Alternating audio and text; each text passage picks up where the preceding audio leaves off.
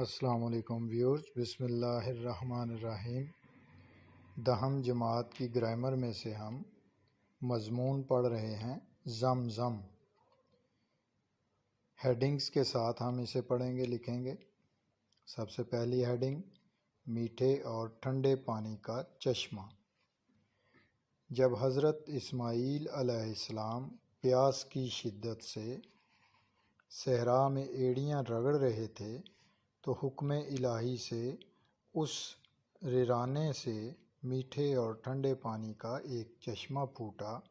ذات کریم کا یہ معجزہ دیکھ کر حضرت ہاجرہ علیہ السلام اللہ کی حکمت اور رحمت کو جان گئیں۔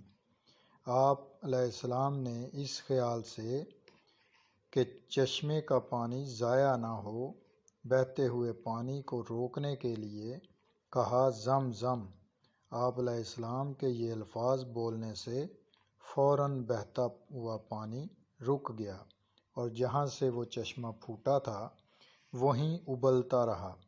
دنیا کے لاکھوں کروڑوں مسلمان جب حج بیت اللہ کی زیارت کر کے لوٹتے ہیں تو حجاز مقدس کا یہ انمول تحفہ اپنے اور اپنے عزیز و اقارب کے لیے بطور تبرک ضرور ساتھ لاتے ہیں، بلکہ یوں سمجھ لیں کہ اس کے بغیر حج بیت اللہ کا مقدس سفر پیاسا رہ جاتا ہے۔ حاجی جب گھروں کو لوٹتے ہیں تو ہر مسلمان ان سے یہ تحفہ طلب کرتے ہوئے فخر محسوس کرتا ہے۔ پس منظر، اس کا پس منظر یوں ہے: اللہ کے برگزیدہ پیغمبر حضرت ابراہیم علیہ السلام خلیل اللہ کے گھر حضرت ہاجرہ کے بطن سے حضرت اسماعیل کی پیدائش ہوئی۔ تمام پیغمبروں کی طرح سیدنا حضرت ابراہیم خلیل اللہ کو بھی بے پناہ آزمائشوں اور مصائب کی بھٹی سے گزارا گیا، جن سے ایک عام آدمی کا گزرنا انتہائی مشکل بلکہ ناممکن ہے۔ آزمائشوں سے اپنے پیارے بندوں کو گزارنا رب کائنات کی وہ حکمتیں ہیں جن کا ذکر قرآن حکیم میں اور دوسری آسمانی کتابوں میں کیا گیا ہے، تاکہ روئے زمین پر بسنے والے انسانیت ان واقعات سے سبق حاصل کر سکے، ان کی رہنمائی میں پرامن اور پاکیزہ زندگی گزار سکے۔ کٹھن سے کٹھن ترین حالات میں بھی اللہ تعالیٰ کی ان آزمائشوں پر اس کا شکر بجا لائے اور راضی برضا ہو کر اللہ کا شکر ادا کرے۔ وہ جس بھٹی میں جلنے کے لیے چاہے جسے ڈالے، جس شکل میں چاہے اسی میں اس کو وہ ڈھالے۔ کسی فرعون کے گھر میں کوئی موسیٰ بھی ہو پالے، وہ چاہے جس سے اپنی کبریائی خود ہی منوا لے۔ کسے جرت کوئی انکار کی تلوار پہ آئے، سر تسلیم خم ہے جو مزاج یار میں آئے۔ حضرت ابراہیم علیہ السلام کو بچے سمیت بیوی صحرا میں چھوڑنے کا حکم۔ زمزم کے پس منظر میں بھی قادر مطلق کی ایک ایسی ہی آزمائش کار فرما تھی جس سے کسی عام انسان کا گزرنا تو دور کی بات تصور بھی ناگزیر ہے۔ سیدنا ابراہیم علیہ السلام خلیل اللہ کو ایک بار حکم ملا کہ اپنی بیوی اور ننھے معصوم کم سن بچے کو صحرا میں چھوڑ آئیں۔ آپ علیہ السلام نے اپنی عظیم رفیقہ حیات سے مشورہ کیا تو حضرت ہاجرہ علیہ السلام نے رضا الہی کے سامنے سر تسلیم خم کر دیا اور فرمایا کہ میں اللہ کی بندی ہونے کی حیثیت سے اس حکم کی تعمیل اور تکمیل میں راضی ہوں۔ چنانچہ حضرت ابراہیم علیہ السلام خلیل اللہ اپنے شیر خوار بچے کو اس کی ماں کے ساتھ صحرا میں چھوڑ آئے، جہاں ان کا محافظ اور واحد سہارا صرف اللہ کی ذات کریم تھی۔ انہیں یقین کامل تھا کہ رب کائنات اس صحرا کی برستی آگ میں بھی ان کی حفاظت فرمائے گا اور کوئی راستہ نکالے گا۔ حضرت ہاجرہ علیہ السلام ایک پہاڑی کی اوٹ میں سایہ ڈھونڈ کر بیٹھ گئیں۔ تپتی ہوئی ریت اور چاروں طرف ویرانی ہی ویرانی تھی۔ صبح کا سورج پوری آب و تاب کے ساتھ نمودار ہوا اور لو کے تھپیڑے چلنے لگے۔ اس شدید گرمی اور تپش نے ماں بیٹے کے جسم اطہر سے ساری نمی چوس لی۔ پیاس کی شدت اور سخت گرمی کے ہونٹوں پر پپڑیاں جمنے لگیں۔ پیاس سے بچے کے ہونٹوں پر پپڑیاں۔ حضرت حاجرہ نے پانی کی چھاگل کو ٹٹولا تو وہ بھی خالی نکلی۔ آپ علیہ السلام نے سوچا کہ اب کیا ہوگا۔ دور دور تک نہ کوئی آدم زاد، نہ بستی، نہ نخلستان، تپتی ہوئی ریت کا صحرا۔ حضرت حاجرہ علیہ السلام پیاس کی شدت کو برداشت کر رہی تھیں، لیکن معصوم بچے کے نازک ہونٹوں پر مارے پیاس کے پپڑیاں جم گئی تھیں۔ پیاس سے نڈھال بچے کی یہ حالت دیکھ کر حضرت حاجرہ بے چین و بے قرار تھیں، اور بظاہر پیاس بجھانے کا بھی کوئی طریقہ نظر نہ آتا تھا۔ حضرت حاجرہ علیہ السلام نے چاروں طرف دیکھا، لیکن ہر طرف سوائے ریت اور چٹانوں کے کچھ نظر نہ آتا تھا۔ اس پریشانی اور اضطراب کی کیفیت میں آپ نے خدا کے حضور سر بسجود ہو کر دعا فرمائی کہ اے میرے اللہ، سب نعمتیں تیری عطا کردہ ہیں، تو ہی اسباب اور وسیلے کا پیدا کرنے والا ہے۔ اس معصوم پر اپنی رحمت خاص عنایت فرما اور اس تپتے ہوئے صحرا میں پانی کا چشمہ پیدا کر دے تاکہ میں اس بچے کی پیاس بجھا سکوں۔ لعاب دہن بچے کی پیاس نہ بجھا سکا۔ معصوم بچہ پیاس سے بالکل نڈھال ہو چکا تھا۔ حضرت حاجرہ بے اختیار اپنے لعاب دہن بچے کے منہ میں ڈالنے لگیں، لیکن تھوڑی دیر بعد بچے کی پھر وہی حالت تھی۔ آگ برساتے ہوئے صحرا میں لعاب کی بھلا کیا حقیقت تھی؟ صفا مروہ پہاڑیوں کے چکر۔ بچے کی حالت لمحہ بہ لمحہ بگڑتی جا رہی تھی، حتیٰ کہ بچہ پیاس کی شدت سے ایڑیاں رگڑنے لگا۔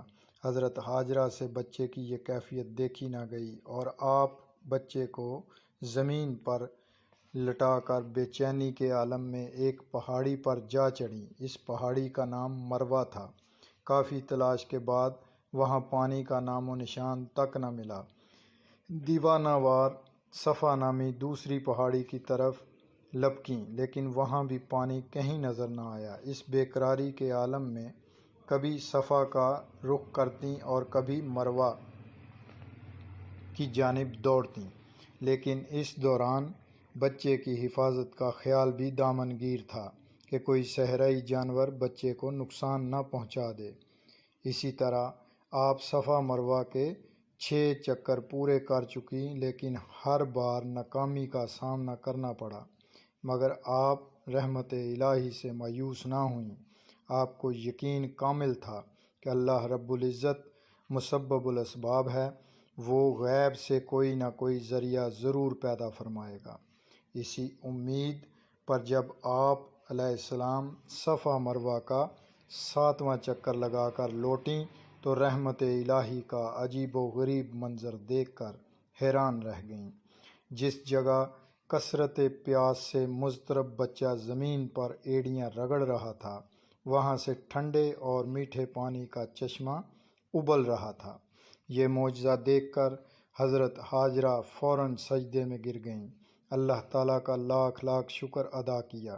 پھر وہ ٹھنڈا اور میٹھا پانی بچے کو پلایا اور خود بھی پیا اور اپنی چھاگل میں بھی بھر لیا۔ زمزم چشمے سے پانی مسلسل ابل رہا تھا۔ حضرت حاجرہ علیہ السلام نے اس خیال سے کہ چونکہ صحرا میں پانی ایک نعمت ہے، نعمت سے کم نہیں، پتھروں اور مٹی کی مدد سے پانی کے گرد ایک چھوٹی سی منڈیر بنا دی تاکہ پانی ضائع نہ ہو، لیکن اس کے باوجود پانی چشمے سے ابل ابل کر بہتا رہا۔ اچانک حضرت حاجرہ کے دل میں یہ خیال پیدا ہوا کہ یہ پانی حکم ربی ہے، انہی کے لیے نکلا ہے، لہٰذا وہ اسے روکنے میں ضرور ان کی مدد فرمائے گا۔ تب حضرت حاجرہ علیہ السلام نے چشمے کے پانی کو روکنے کے لیے کہا، زم زم، یعنی رک جا رک جا۔ آپ علیہ السلام کے یہ کہنے کی دیر تھی کیا دیکھتی ہیں کہ پانی حیرت انگیز طور پر رک گیا۔ اسی نسبت سے اس چشمے کا نام زمزم پڑ گیا اور اس چشمے کا متبرک پانی آب زمزم کے نام سے منسوب ہوا، اور دنیا میں پائے جانے والے تمام چشموں پر اس چشمے کو فضیلت حاصل ہے۔ طبی نقطہ نظر سے بھی یہ پانی قیمتی معدنیات سے بھرپور اور انسانی صحت کے لیے انتہائی سود مند اور مفید ہے۔ نیکسٹ ہیڈنگ جو ہے، حضرت ہاجرہ علیہ السلام کی رہائش مکہ مکرمہ آباد ہونے کا سبب۔ بعد ازاں حضرت ہاجرہ علیہ السلام نے اسی چشمے کے پاس اپنی رہائش اختیار کر لی۔ کچھ دنوں کے بعد بدوؤں کے ایک قافلے کا وہاں سے گزر ہوا۔ وہاں اڑتے اور چہچہاتے پرندے دیکھ کر انہوں نے قیاس کیا کہ یہاں کہیں نہ کہیں پانی ضرور ہوگا۔ پانی کی تلاش میں وہ حضرت ہاجرہ کے خیمے تک پہنچ گئے۔ وہاں انہوں نے حضرت ہاجرہ کی اجازت سے خود بھی پانی پیا اور اپنے اونٹوں کو بھی پلایا۔ پانی کی سہولت کے باعث حضرت ہاجرہ کی اجازت سے انہوں نے وہیں اپنے خیمے لگا لیے۔ اسی طرح آہستہ آہستہ قافلے آتے رہے اور آباد ہوتے رہے۔ پہلے پہل لوگوں نے خیمے لگائے، پھر خیموں کی جگہ پتھروں اور مٹی سے بنے ہوئے گھروں نے لے لی، اور یوں دیکھتے ہی دیکھتے پورا شہر آباد ہو گیا۔ یہ وہی شہر ہے جو آج مکہ مکرمہ کے نام سے مشہور ہے۔ اللہ تعالیٰ کو صفا مروہ کے درمیان حضرت ہاجرہ علیہ السلام کی وہ سعی کی ادا اس قدر پسند آئی کہ ان دونوں پہاڑوں کے درمیان سعی کو ارکان حج میں شامل کر دیا گیا۔ مسلمان آج بھی ان دونوں پہاڑیوں کے گرد چکر لگا کر اس کی عطا کی ہوئی نعمت کا شکر ادا کرتے ہیں۔ آب زمزم پینے کے آداب۔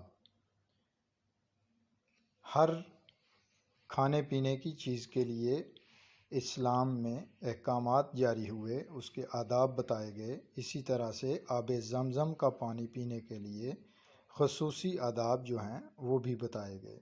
دنیا بھر کے مسلمانوں کو آب زمزم سے ایک وابستگی اور عقیدت ہے۔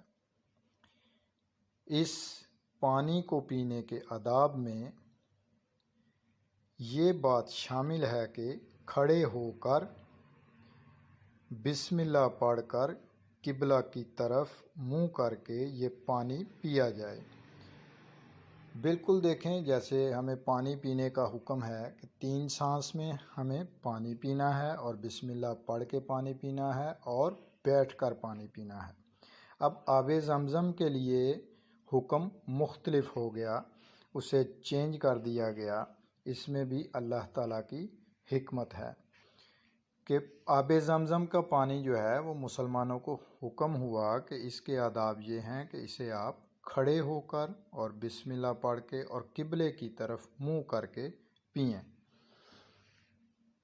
یہ محض پانی ہی نہیں بلکہ در حقیقت آب شفا ہے اور مسلمانوں پر اللہ تعالیٰ کی خاص عنایت و رحمت ہے۔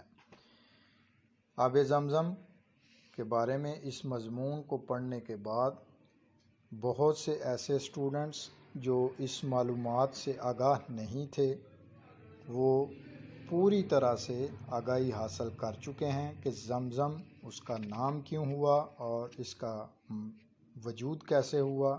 وجہ کیا تھی کہ اللہ تعالیٰ نے یہ معجزہ اپنی دنیا میں رہنے والوں پر اپنی رحمت اور عنایت کے طور پر یہ معجزہ پیش کیا۔ اس کی ساری وجوہات اور سب کچھ آپ کے سامنے گوش گزار کر دیا، اور پھر اس کے فائدے آب زمزم کے اور اس کو پینے کے آداب سب کچھ جو ہے وہ آپ کو بتا دیا گیا۔ بہت ہی